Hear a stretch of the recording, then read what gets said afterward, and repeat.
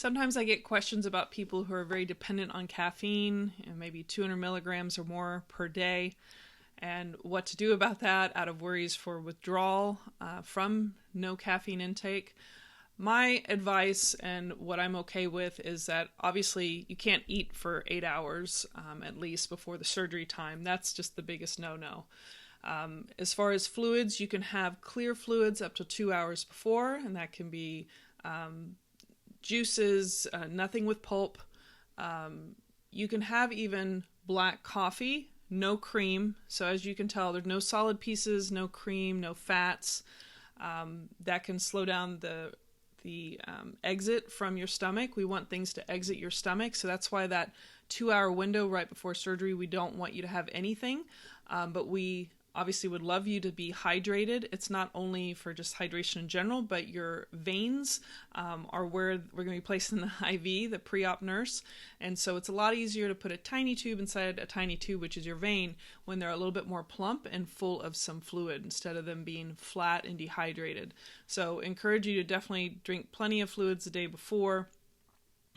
You obviously don't want to eat for 8 hours again, and then you can have clear liquids up to 2 hours before.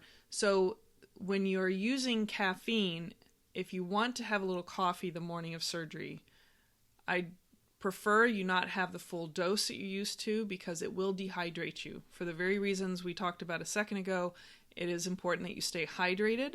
So if you want to just help your system, which is used to the chemistry of caffeine every day, if you want to avoid the sense of having some withdrawal later, you can have maybe a third or a half a cup of coffee if you're used to a cup of coffee. Basically, I would just take it down to half of your morning dose, or a little bit less, just enough to make you feel like it is in your system a little bit and that you're not in a complete full withdrawal, especially if you have a long surgery that day.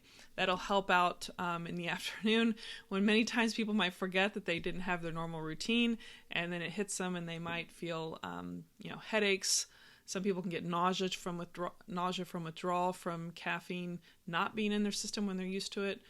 Sometimes it takes another day before they realize it. So I'm okay with half of your normal dose, assuming it's less than 200 milligrams. I'd prefer it to be kind of in the 100 milligram range or below. So if you have any questions about that, you can bring that up with your assigned anesthesia provider.